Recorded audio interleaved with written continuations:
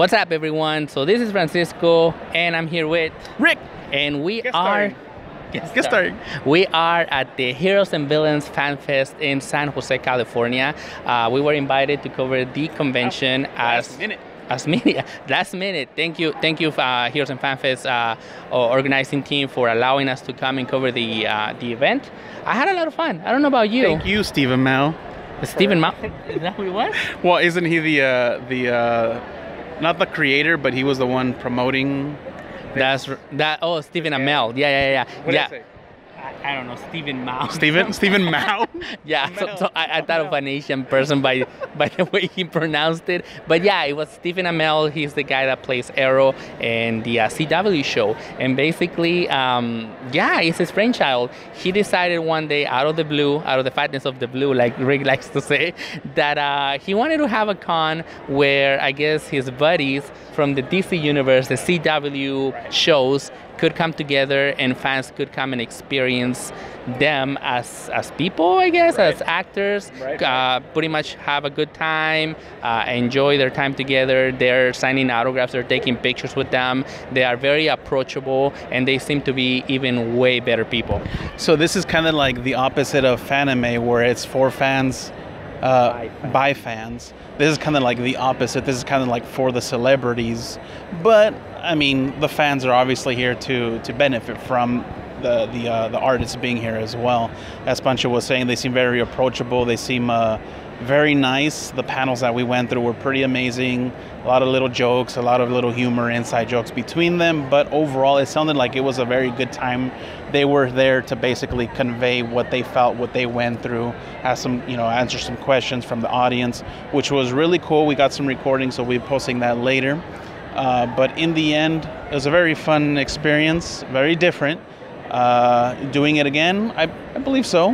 This is definitely a possibility of an ongoing thing for us to keep doing. But we'll see. We'll see as time goes on.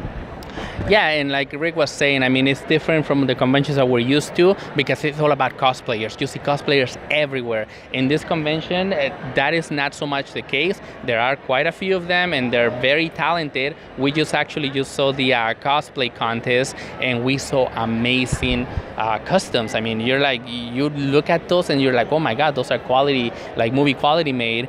But enough of that. We're here. This is our weekly show, and we're gonna talk about movies, Rick. About movies. So something dropped this week, and like mic drop. I was just like in awe. I mean, I was already excited about this movie, but I never thought that it was gonna be this amazingly looking, because we're talking about the Infinity War trailer. Yes. So was it Tuesday or Wednesday? One of those 2 days when it finally came out. I think it was basically what everybody was hoping for. It showed a lot of the characters that were going to be featured on Infinity Wars. It gave more explanation as to what was going to happen, more insight as to like all those leaked images and supposed roles of who's playing what. It kind of answered some of those questions, but also I think it left us with the impression that they weren't just going to kind of drop the ball and finish it just randomly. Like they were going to conclude the story. We already know, and we spoke to it about it on our previous show, that this is going to be the end of the current Avengers. We already know that. They explained that, so we're not going to be disappointed from the sound of it.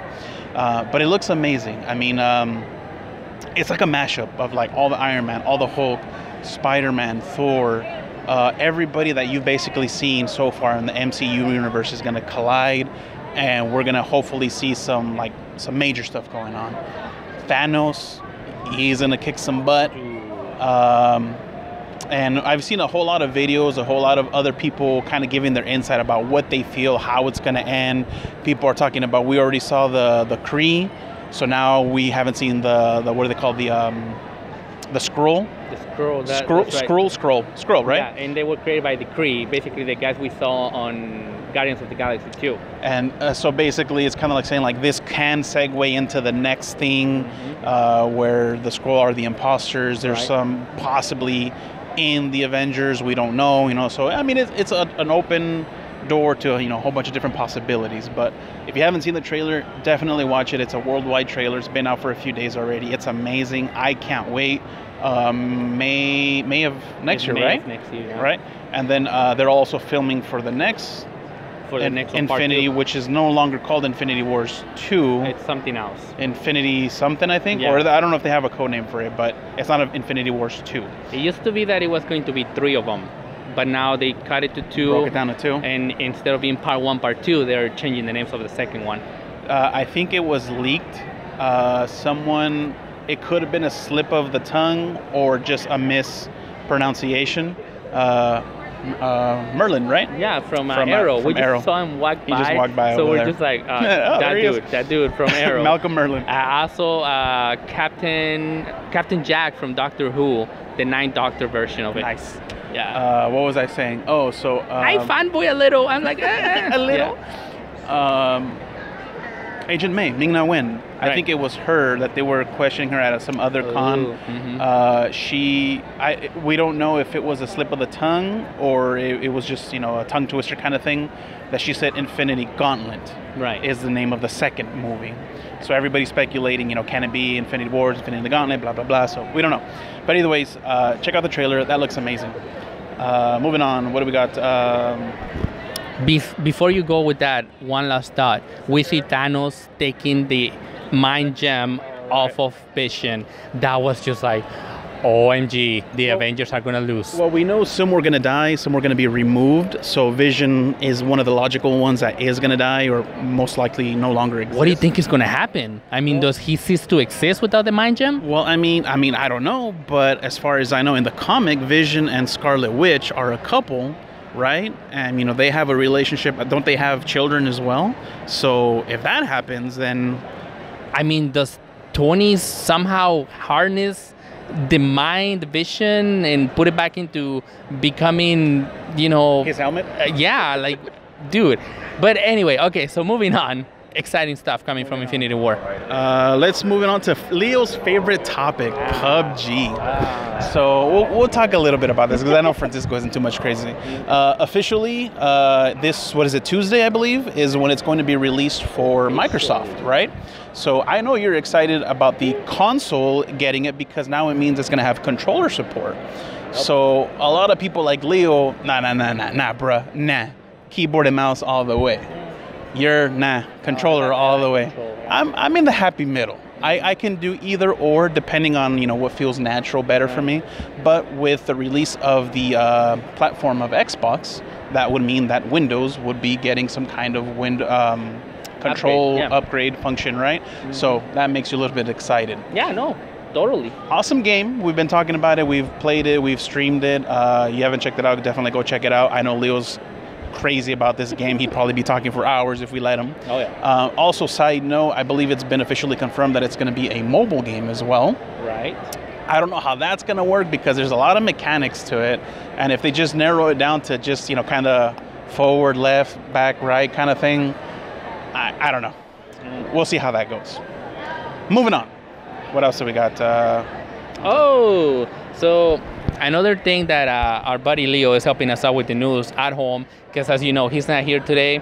He has things to do as a daddy. We respect that. Family first. He's letting us know that EA, again under the microscope. As we talked to you about maybe like 2-3 weeks ago, when Battlefront 2 was going to be released, there was a big controversy about microtransactions. Basically saying, you know what, guys, if you want the best characters in the game, you're going to have to pay for it. I mean, you can get the currency of the game in-game by playing and playing and playing, but they were saying that something like 40 hours to be able to unlock Darth Vader, I think it was. Or you could just pay like $10 and get it yourself right away. So that was unfair. Disney stepped in. Disney said like, bruh, you're handling our property. We don't like that. We don't like people talking bad about us. Stop. And they stopped. But now, what is the deal, Rick? So we're talking about the loot boxes, right? Mm-hmm. The loot crates that are in-game purchases that you can win or that you can buy, which is basically their legal way of saying we're not doing microtransactions. You're now paying for the services. So there's I don't know if it's still an ongoing investigation, that they're considering it some kind of a gambling function. So they're under the microscope, basically. I can really care less. Sure, come on. Yeah, you can come on in. What do we got a cosplayer as here? We got Chewbacca here. He asked us if we can do an interview with him. Sure, why not? Is it Chewbacca? Yeah, I think so. I think it looks like a Wookiee. Oh, yeah, I see the feet now. So it's not Chewbacca. Yeah, come on over. All right. So he's getting ready. He has a mask. Rumors that Disney wanting to opt out of the contract with EA. So Disney wants out, basically, is what's happening. So it sounds like they just don't want to deal with any of the beef that they're getting with Star Wars. Because, you know, it's a bad publicity. Disney doesn't like any of that. Sure. All right. So he's our werewolf, folks. Oh, look at that. That's awesome. Looks good. Come on over. You want to come in? Oh man, now it's looking scary, guys. A werewolf is coming in. Oh god, all right, that is scary. Uh-oh, he's looking at you, folks. You better run, you better hide. Hide. Oh snap. Oh damn, that is scary. So what inspired you to do a werewolf costume, Mr. Werewolf? Mr. Werewolf. My inspiration for my all-out lifetime love for monsters, unknown creatures. Monsters have been my fascination since I was a child. Monsters have always been my attention. They've always been one of my top loves. I like to read about them.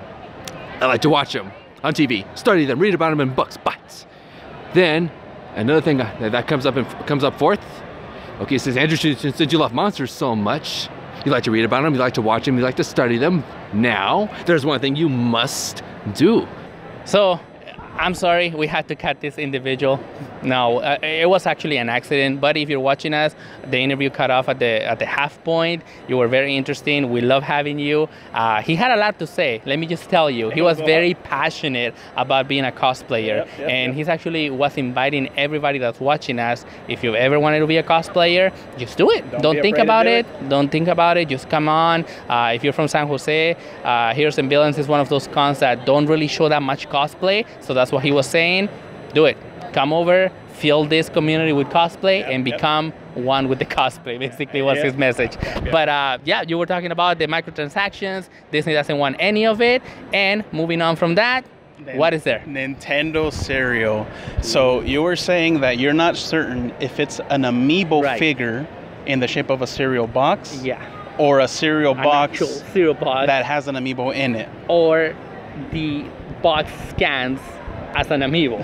I don't know. Leo, clarify. He just showed us a picture. He sent us a message, so he posted a picture of a Mario with Cappy on the cover, like looking over the bowl or something like I can't remember.